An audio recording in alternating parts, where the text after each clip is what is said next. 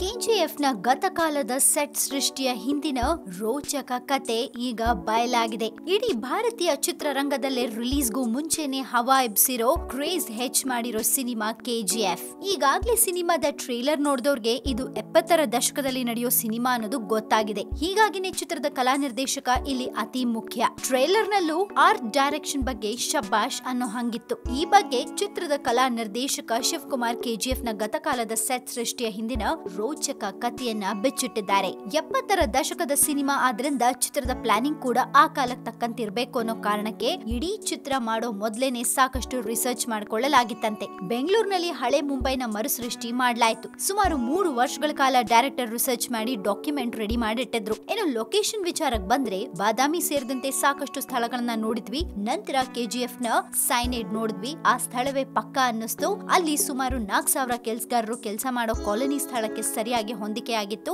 ಯಾಕಂದ್ರೆ ನಮ್ಗೆ ಬೇಕಿದ್ದು ಅದೇ ರೀತಿ ಸ್ಥಳವೇ ಅಂತಾರೆ ಕೆಜಿಎಫ್ ಆರ್ಟ್ಸ್ ಹಿಂದಿನ ಮಾಸ್ಟರ್ ಮೈಂಡ್. ನಿಜಕ್ಕೂ ಒಂದು ಸಿನಿಮಾ ಸಕ್ಸಸ್ ಆಗ್ಬೇಕಂದ್ರೆ ಅದಕ್ಕೆ ಮೇನ್ ಆಗಿ ಬೇಕಾಗಿರೋದು ಚಿತ್ರದ ಸೆಟ್. ಆ ಸಿನಿಮಾದ ಸೆಟ್ ಹೇಗಿರುತ್ತೆ ಅನ್ನೋದ್ರ ಮೇಲೆ ಸಿನಿಮಾ ಡಿಪೆಂಡ್ ಆಗತ್ತೆ. ಯಾಕಂದ್ರೆ ಅದೇ ಮೂಡ್ ಕ್ರಿಯೇಟ್ ಮಾಡುತ್ತೆ. ಈಗ ಆ ಕೆಜಿಎಫ್ ನ ಸೆಟ್ ನೋಡ್ತಿದ್ರೇನೆ ಪ್ರತಿಯೊಬ್ಬ ಪ್ರೇಕ್ಷಕನು ವಾವ್ ಅನ್ನೋ ರೀತಿಯಲ್ಲಿದೆ. ಪ್ರತಿಯೊಬ್ರು ಕಾಯ್ತಿರೋದು ಡಿಸೆಂಬರ್ 21ಕ್ಕೆ. ಯಾಕಂದ್ರೆ ಅದೇ ದಿನ ಯಶ್ ಕೆಜಿಎಫ್ ರಿಲೀಸ್ ಆಗೋ ದಿನ. ನೀವು ಕೂಡ ಕೆಜಿಎಫ್ ಗೆ ವೇಟ್ ಮಾಡ್ತಿದ್ರಾ?